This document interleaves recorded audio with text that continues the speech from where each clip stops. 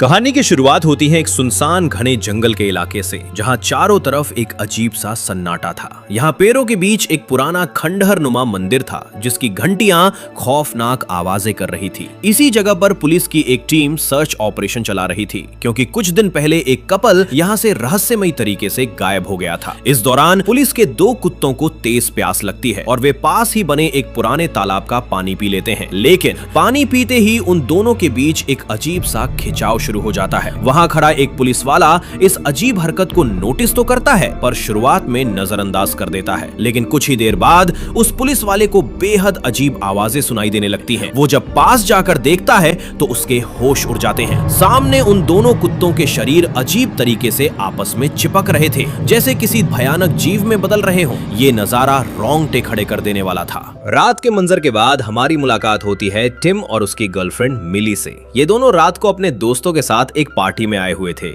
Tim असल में एक बेरोजगार म्यूजिशियन है जो एक बड़ा रॉक स्टार बनने के सपने देख रहा है। दूसरी तरफ मिली शहर में एक टीचर है और वो टिम से बेहद प्यार करती है। मिली चाहती है कि वे दोनों शहर की इस भागदौड़ को छोड़कर शांत और सुहाने कंट्री साइड यानी एक खूबसूरत से गांव में शिफ्ट हो जाएं, ताकि उनका रिश्ता मजबूत हो सके। मिली ने टिम की खातिर पहले से ही उस गांव के एक स्कूल में अपने लिए नौकरी भी ढूंढ ली है, ताकि वे वहां आराम से रहकर एक दूसरे के साथ ज्यादा समय बिता सकें। लेकिन इस पार्टी में टिम के लिए चीजें अच्छी नहीं चल रही थी। वहां मौजूद सब दोस्त मिलकर टिम का मजाक उड़ा रहे थे, क्योंकि टिम पूरी तरह से मिली के पैसों पर निर्भर था और उसे ढंग से गाड़ी चलाना तक नहीं आता। दोस्तों की इन कड़वी बातों और हंसी के बीच टिम खुद को असहज महसूस करता है। इसी माहौल के बीच मिली टिम के सामने बड़े प्यार से कहती है कि वो अपनी पूरी जिंदगी सिर्फ उसके साथ बिताना चाहती है। टिम जवाब में हाँ तो कह देता है, लेकिन उसके चेहरे पर एक अजीब सी हड़बड़ाहट और कंफ्यूजन साफ दिखाई दे रही थी। टिम के इस रेस्पॉन्स से सबका मूड खराब हो जाता है और मिली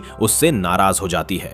रात को सोते समय टिम को अपनी गलती का एहसास होता है। वो मिली से माफी मांगते हुए कहता है कि वो उस वक्त थोड़ा खोया हुआ था, इसलिए सही से जवाब नहीं दे पाया। लेकिन मिली के मन में अब भी शक था। वो टिम से सीधा सवाल करती है, क्या हमारा रिश्ता सचमुच गहरा है या हम दोनों सिर्फ एक ही छत के नीचे बिना किसी मकसद के रह रहे हैं? टिम उसे भरोसा दिलाते हुए कहता है कि वो मिली से बेहद प्यार करता है और वे आगे भी हमेशा साथ और खुश रहेंगे। उसी रात सोते समय टिम को एक बेहद भयानक सपना आता है। सपने में उसे मिली की आवाज सुनाई देती है, जो उसे एक नाकामयाब इंसान और दूसरों के पैसों पर जीने वाला परजीवी कहकर दुत्कार रही थी। तभी उसे अंधेरे में एक डरावनी चुड़ैल जैसी परछाई अपनी तरफ बढ़ती दिखाई देती है और तभी वो हड़बड़ा कर से जाग जाता है। यह सिर्फ एक बुरा सपना था, लेकिन ऐसे खौफनाक सपने टिम को अक्सर आते थे, जिसकी वजह कहानी में आगे पता चलेगी। अगली सुबह टिम और मिली शहर छोड़कर आखिरकार उस गांव के पुराने घर में पहुंच जाते हैं। दोनों यहां शहर के तनाव से दूर एक नई सुकून भरी और खुशहाल जिंदगी की उम्मीद लगाए बैठे थे।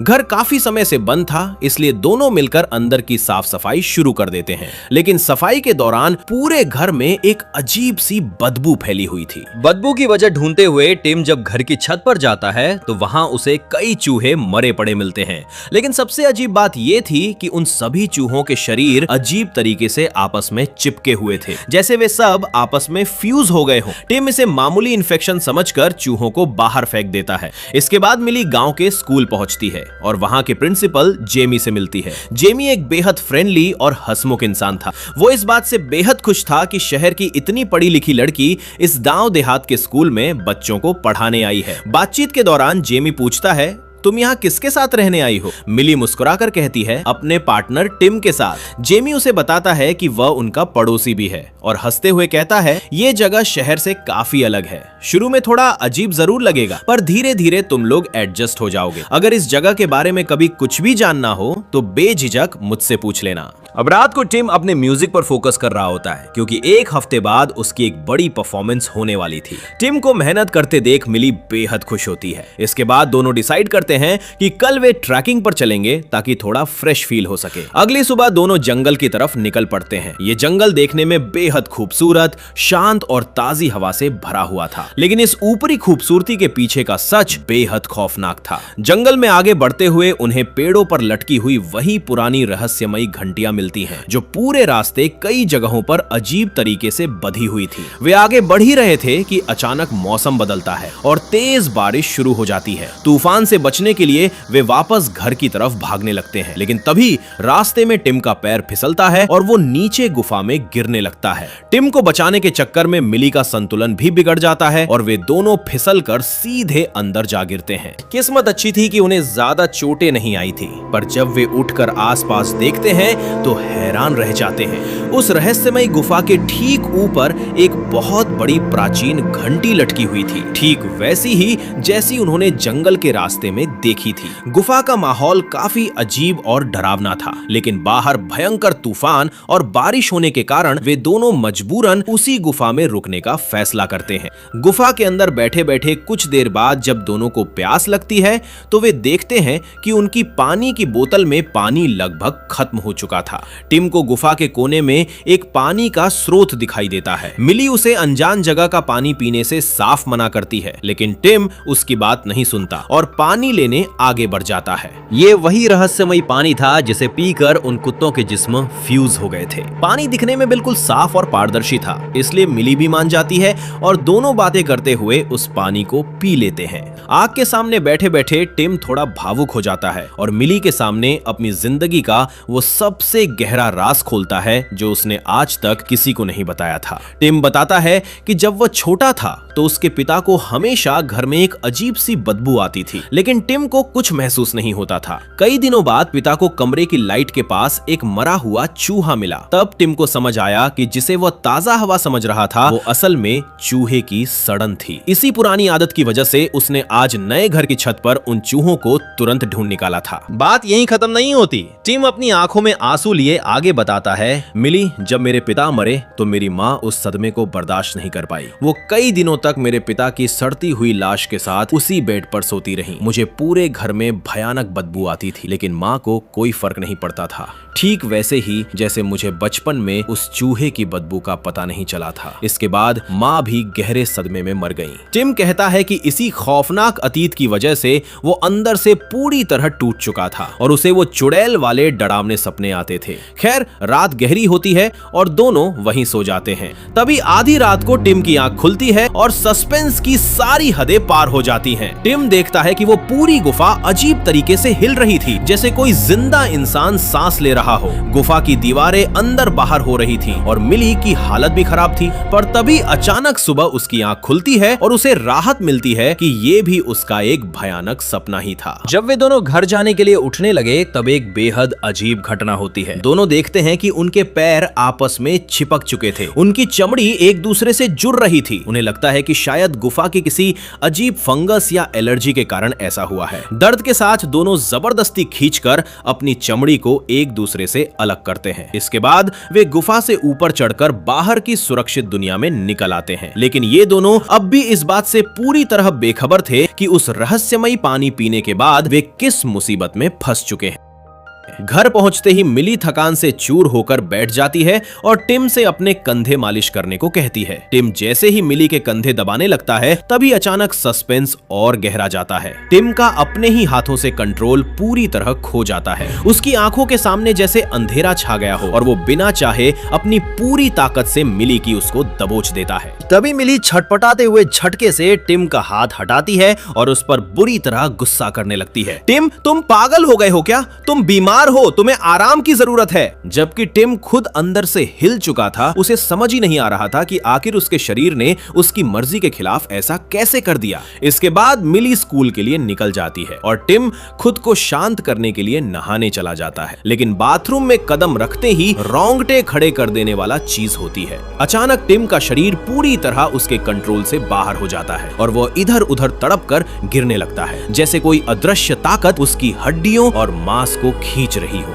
ठीक इसी वक्त घर के बाहर मिली अपनी गाड़ी को सड़क पर मोड़ रही होती है और हैरान कर देने वाली बात यह थी कि ठीक उसी दिशा में टिम का शरीर भी खिंचकर बाथरूम की दीवार से जोर जोर से टकराने लगता था, जैसे कि उन दोनों के बीच कोई गहरा कनेक्शन बन चुका हो। जब टिम का शरीर थोड़ा नॉर्मल होता है तो वो घबरा कर तुरंत गांव के लोकल डॉक्टर से मिलने पहुंचता है।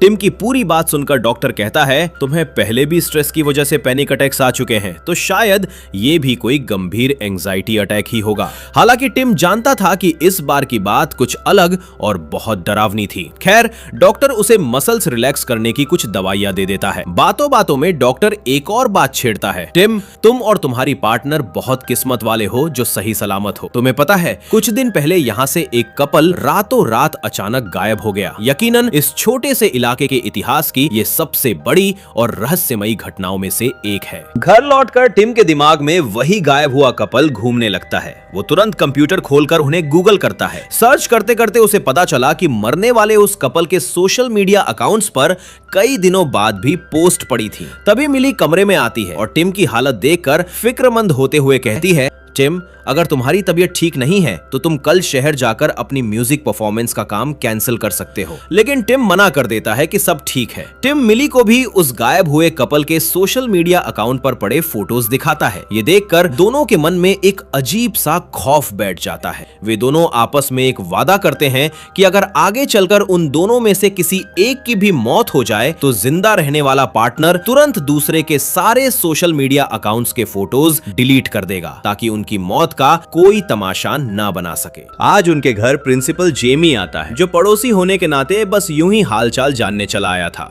वहां टिम से भी उसकी पहली मुलाकात होती है। मिली शिष्टाचार के नाते जेमी को अपने साथ लंच करने के लिए पूछती है, तो जेमी मना नहीं कर पाता और तीनों साथ बैठकर खाना खाने लगते हैं। बातों बातों में मिली जेमी के सामने मजाक में कह देती है कि टिम इतना बड़ा हो गया है पर उसे अब तक ड्राइविंग भी नहीं आती। टिम को ये बात थोड़ी चुभती है तो वो पलटकर जवाब देता है, हाँ, पर मुझे अच्छा खाना बनाना आता है, जो मिली को बिल्कुल नहीं आता। जेमी ये सुनकर मुस्कुराते हुए कहता है, अरे तो ये तो अच्छी बात है, इस हिसाब से तो तुम दोनों एक दूसरे को पूरी तरह कंप्लीट करते हो। तभी टिम और मिली बातों के दौरान जेमी से जंगल की उस रहस्यमयी गुफा का जिक्र करते हैं। ये सुनते ही जेमी का चेहरा थोड़ा गंभीर हो जाता है। वो बताता है, हाँ, जहाँ तक मुझे याद है सालों पहले उस गुफा में एक कल्ट चर्च हुआ करता था, लेकिन धीरे धीरे वहाँ बेहद अजीब घटनाएं होने लगी, जिसके बाद वो चर्च पूरी तरह तबाह हो गया। और जो घंटियां तुम लोगों ने जंगल में देखी वे उसी कल्ट के सदस्यों की पहचान थी जो उस रहस्यमयी शक्ति को मानते थे।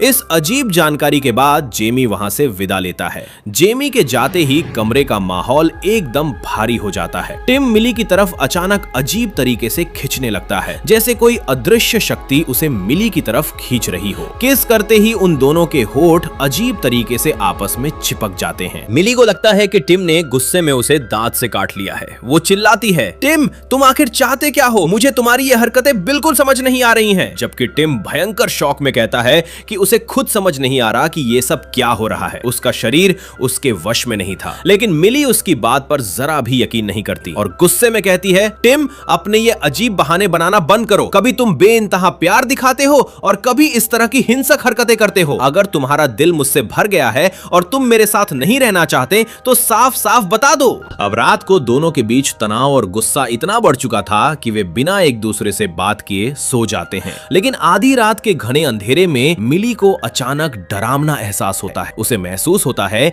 कि कोई उसके सिर के बालों को खींच रहा है। घबराहट में मिली जैसे ही लाइट ऑन करती है तो देखा कि टिम गहरी नींद में था और मिली के बाल टिम के मुंह के अंदर फंसे हुए थे। टिम पूरी तरह अपना कंट्रोल खो चुका था और नींद में ही एक ज़ॉम्बी की तरह मिली के बालों को निगलने की कोशिश कर रहा था। मिली खौफ से चीख पड़ती है और पूरी ताकत से अपने बालों को टिम के मुंह से बाहर खींचती है। टिम हड़बड़ाकर जाग जाता है, लेकिन ये घटना किसी बुरे सपने से भी ज्यादा भयानक थी। अगली सुबह टिम शहर जाने के लिए तैयार हो जाता है, क्योंकि आज उसके बैंड की वो बड़ी म्यूजिक परफॉर्मेंस थी जिसके लिए उसने बहुत मेहनत की थी। मिली टिम की हालत देखकर उसे रोकती है, ये कहकर कि वो बीमार है और उसे आज घर पर रहकर आराम करना चाहिए। लेकिन टिम इस बार अपने करियर में फेल होने का रिस्क बिल्कुल नहीं लेना चाहता था, इसलिए वो हर हाल में जाने का मन बना लेता है। मिली उसकी जिद के आगे हार मान जाती है और अपनी कार से उसे रेलवे स्टेशन छोड़ देती है। स्टेशन पर मिली टिम से बड़े प्यार से कहती है कि वो परफॉर्मेंस के बाद शहर में दोस्तों के साथ खूब एंजॉय करे और जल्दी घर लौटने की टेंशन ना ले, क्योंकि वो नहीं चाहती कि टिम उसकी वजह से अपनी लाइफ और करियर खराब करे।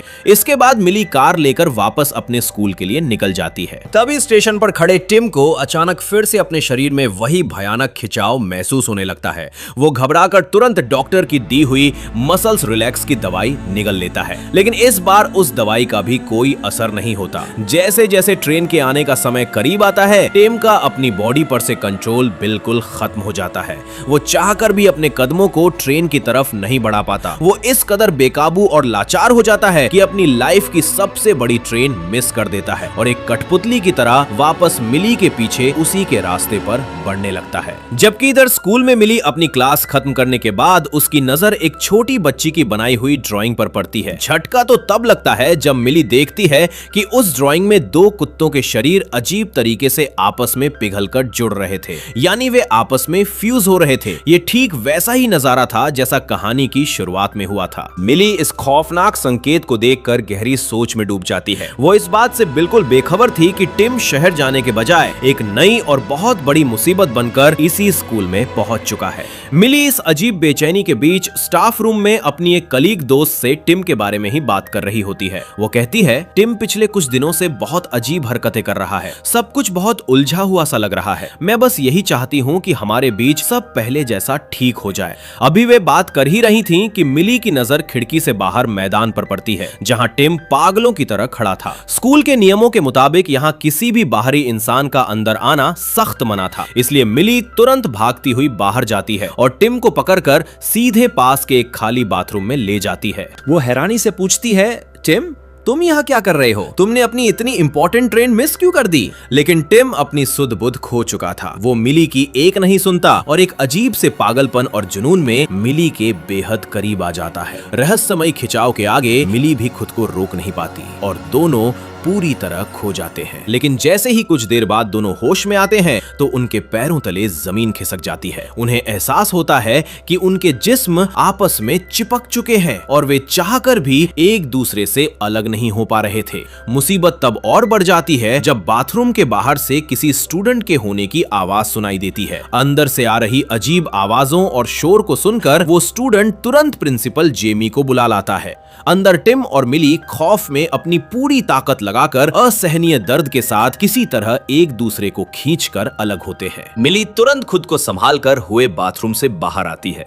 जेमी उसे देखकर थोड़ा सख्त लहजे में डांट लगाते हुए कहता है, मिली ये बच्चों का टॉयलेट है, तुम्हें आगे से स्टाफ बाथरूम का इस्तेमाल करना चाहिए। लेकिन यहाँ सबसे अजीब और हैरान कर देने वाली बात ये थी कि टिम उसी बाथरूम के अंदर छुपा हुआ था और जेमी ने दरवाजे के गैप से टिम को अंदर छिपे हुए देख लिया था। फिर भी उसने टिम को देखकर पूरी तरह नजरअंदाज कर दिया।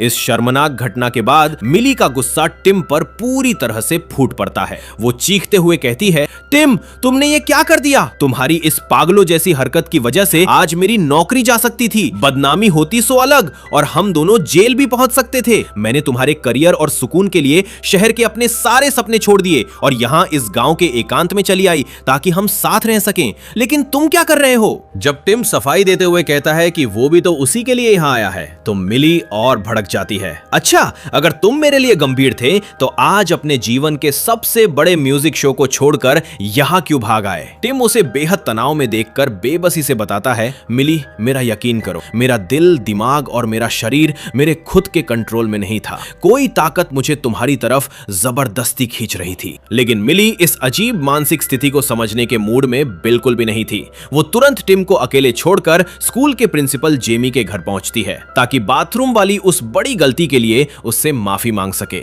बातचीत के दौरान मिली रो पड़ती है और टिम का जिक्र करते हुए कहती है कि उनके बीच बहुत बड़ी लड़ाई हुई है जिससे वो मानसिक रूप से काफी टूट चुकी है। जेमी बेहद शांत अंदाज में उसे समझाते हुए कहता है, मिली तुम दोनों में भले ही कितनी भी नोकझोंक हो, पर सच यही है कि तुम दोनों एक दूसरे के बिना रह नहीं सकते। इसके बाद जेमी अपनी पर्सनल लाइफ का जिक्र करते हुए कहता है, जब मैं और मेरी पत्नी तुम्हारी ही उम्र के थे तब हम इस गांव में ये सोचकर घर खरीदने आए थे कि यहाँ सुकून से रहेंगे। शुरू में हमारे बीच भी बहुत ड्रामे और झगड़े होते थे, पर अब हमारे बीच कोई नोकझोंक नहीं होती, कोई तमाशा नहीं होता। बस अब मैं ही मैं हूँ और वह मेरे ही भीतर मतलब दिल में समा चुकी है। जेमी आगे के कल्ट चर्च के पुराने इतिहास और उनकी मान्यताओं का हवाला देते हुए एक अजीब कहानी बताता है। सालों पहले कल्ट चर्च का मानना था कि शुरुआत में इंसानों के 4 हाथ और 4 पैर होते थे, लेकिन बाद में जीसस ने उन्हें 2 हिस्सों में बांट दिया, आदमी और औरत। और इस धरती पर आने के बाद उन दोनों का एकमात्र अंतिम मकसद यही होता है कि वे वापस मिलकर फिर से एक हो जाएं। जेमी मिली को अपनी शादी की पुरानी एल्बम दिखाने ही वाला था कि तभी मिली की नजर बाहर पड़ती है, जहां टिम उसका इंतजार कर रहा था। मिली जेमी से विदा लेकर तुरंत टिम के पास चली जाती है। हालांकि वो टिम से अब भी बेहद गुस्सा थी, लेकिन जैसे ही वो टिम के करीब पहुंचती है, वही रहस्यमयी और अदृश्य खिंचाव उनके बीच काम करने लगता है, जो मिली के सारे गुस्से को पल भर में शांत कर देता है। रात के सन्नाटे में टिम कंप्यूटर स्क्रीन पर इंटरनेट खंगाल रहा था। तभी वो नोटिस करता है कि गायब होने से ठीक पहले वो कपल उसी रहस्यमयी गुफा वाले इलाके में ट्रैकिंग के लिए गया था, जहां ये दोनों गए थे। टिम का दिमाग घूम जाता है। तभी अचानक धड़ाम, एक जोरदार आवाज के साथ मिली किसी सम्मोहित लाश की तरह सीधे टिम की तरफ खींची दिखाई देती है। उसकी आंखें पथराई हुई थीं और शरीर पर उसका खुद का कोई कंट्रोल नहीं था। टिम बुरी तरह घबरा जाता है और मिली को इस भयानक सम्मोहन से बाहर निकालने के लिए जोरदार थप्पड़ जड़ देता है, जिसके बाद मिली को होश आया। टिम उसे तुरंत उस गायब हुए कपल का पूरा सच बताता है और चिल्लाकर कहता है, मिली समझो इस बात को, उस गुफा के पानी को पीने के बाद से ही हमारे शरीर के साथ ये खिलवाड़ हो रहा है। हमें अपनी जान बचानी है तो तुरंत उसी गुफा में वापस जाकर इसका जवाब खोजना होगा। लेकिन मिली का दिमाग इस डरावनी हकीकत को मानने से इनकार कर देता है। वो रोते हुए कहती है कि ये सब सिर्फ स्ट्रेस के कारण नींद में चलने की वजह से हो रहा है। टिम गुस्से में उसे रोकता है और पूछता है, अच्छा तो उस दिन बाथरूम में जो हमारे जिस्म आपस में चिपक गए थे, उसका क्या जवाब है तुम्हारे पास? मिली फिर भी अजीब और बेकार के तर्क देने लगती है और टिम की बातों को बहम बताने लगती है। टिम उसे झकझोर कर समझाता है, मिली मैं इस अदृश्य खिंचाव के एहसास को अच्छे से जानता हूं, क्योंकि मेरे साथ भी यही सब हो रहा है। लेकिन मिली पागलों की तरह चीख पड़ती है, ऐसा कुछ नहीं है टिम, अगले रविवार को मेरे पेरेंट्स यहाँ हमसे मिलने आ रहे हैं और मैं नहीं चाहती कि वे तुम्हें इस पागलपन की हालत में देखें। मैं चाहती हूं कि तुम तुरंत ये घर छोड़कर यहाँ से चले जाओ। टिम नोटिस करता है कोमिली की नाक से बहा खून टेबल पर तैरता हुआ चुंबक की तरह सीधे टिम की दिशा में बह रहा था। प्रकृति के सारे नियम यहाँ फेल हो चुके थे। इसके बाद वे दोनों तय करते हैं कि वे इस रात अलग अलग कमरों में सोएंगे ताकि उनके शरीर एक दूसरे से दूर रहें। वे कमरे के दरवाजे बंद करके लेट जाते हैं, लेकिन आधी रात को मौत का वो तांडव शुरू होता है जिसकी कल्पना भी किसी ने नहीं की थी। अचानक टिम का शरीर अपने आप बेड से उठ खड़ा होता है। उसका खुद के वजूद पर कोई काबू नहीं था। उसके जिस्म का मांस, उसकी हड्डियां और मांसपेशियां मिली के शरीर में समा जाने के लिए प्यासी हो चुकी थीं। वे तड़पते हुए मिली के बंद कमरे की तरफ बढ़ने लगती हैं और ठीक यही खौफनाक हाल दूसरे कमरे में मिली का भी हो रहा था। दोनों के शरीर एक दूसरे को निगलने के लिए दीवारों को पार करने की कोशिश कर रहे थे और आखिरकार वे दोनों हॉल में आकर एक दूसरे से टकरा जाते हैं। टकराते ही जैसे कोई पिघला हुआ लोहा दूसरे लोहे से जुड़ता है, ठीक वैसे ही उन दोनों के हाथ की उंगलियां और मांस एक दूसरे की चमड़ी को फाड़कर अंदर तक धंसने लगते हैं, जैसे दोनों शरीर मिलकर एक होने के लिए बेताब हों। उनके साथ रही ये घटना बहुत ज्यादा दर्दनाक थी। उन्हें समझ आ जाता है कि अगर वे अभी अलग नहीं हुए तो कुछ ही मिनटों में उनका पूरा शरीर एक दूसरे में मेल्ट होकर हमेशा के लिए फ्यूज हो जाएगा। तड़पते और चीखते हुए टिम मिली को दूसरे हाथ से ड्रॉर में दवाई निकलने को कहता है। ये डॉक्टर की दी हुई वही मसल्स रिलैक्स की दवाइयां थीं। दोनों दर्द से पागल हो रहे थे। उनकी चमड़ी पिघल रही थी, पर आखिरकार अपनी आखिरी सांस तक की ताकत झोंक कर ताकि इस जिंदा दफन कर देने वाले खिंचाव को किसी तरह रोका जा सके, उन्होंने अपना हाथ भी काफी हाथ तक दूर खींच लिया। सुबह जब टिम की आंख खुलती है तो मंजर बेहद खौफनाक था। रात की जद्दोजहद के बाद दोनों के हाथ कलाई तक एक दूसरे के मांस के अंदर बुरी तरह धंसकर चिपक चुके थे। मिली दर्द से करा रही थी, लेकिन उसका इरादा पक्का था। धारदार आरी थी। वो रोते हुए टिम से कहती है कि उनके पास कोई और रास्ता नहीं है। उन्हें आरी से इस मांस को काटकर अलग होना होगा और फिर वे तुरंत बैंडेज बांधकर हॉस्पिटल भागेंगे। लेकिन टिम टिम दर्द के डर से मना करता है। मिली रुको, कोई तो और रास्ता होगा, हमें ऐसा नहीं करना चाहिए। लेकिन तभी दोनों को अपनी कलाई की मांसपेशियों में दोबारा वही भयानक हलचल और खिंचाव महसूस होने लगता है। टिम समझ जाता है कि इससे पहले कि हालात हाथ से बाहर निकल जाएं और वे पूरे के पूरे एक हो जाएं, उन्हें यह खौफनाक कदम उठाना ही होगा। रोंगटे खड़े कर देने वाले इस दर्दनाक मंजर की शुरुआत होती है चीखें, चीरती हुई आरी की आवाज, और आखिरकार वे असहनीय दर्द के साथ अपने हाथों को एक दूसरे से काटकर अलग कर देते हैं। पर आफत अभी टली नहीं थी। टिम देखता है कि डॉक्टर की दी हुई मसल्स रिलैक्स की गोलियां अब पूरी तरह खत्म हो चुकी हैं। इसका सीधा मतलब था कि जैसे ही बची हुई दवाई का असर खत्म होगा, उनका शरीर फिर से एक दूसरे की तरफ चुंबकीय ताकत से खिंचेगा और दोबारा जुड़ने लगेगा। मिली घबरा कर कहती है कि उन्हें इसी वक्त हॉस्पिटल भागना होगा, लेकिन टिम इस रहस्य को सुलझाने के लिए उसी गुफा में वापस जाने की जिद करता है। इसी आपाधापी में मिली को याद आता है कि वह कार की चाबियां प्रिंसिपल जेमी के घर पर ही भूल आई है। वह टिम को सख्त लहजे में वहीं रुकने और कोई बेवकूफी न करने को कहकर खुद चाबी लेने जेमी के घर की तरफ भागती है। लेकिन टिम कहां मानने वाला था। वह सीधा उसी खौफनाक गुफा की तरफ दौड़ पड़ता है और गुफा के डरावने अंधेरे में टॉर्च की रोशनी मारते हुए वह सुराग ढूंढने लगता है। तभी उसे वहां की प्राचीन दीवारों पर एक बेहद अजीब पुरानी तस्वीर मिलती है, जिसमें दो इंसानों के शरीर के मिलन को, यानी उनके फ्यूज होने की प्रक्रिया को दिखाया गया था। टिम अभी उस तस्वीर को देख ही रहा था कि अचानक एक भयानक और रूह कंपा देने वाली चीख गूंजती है।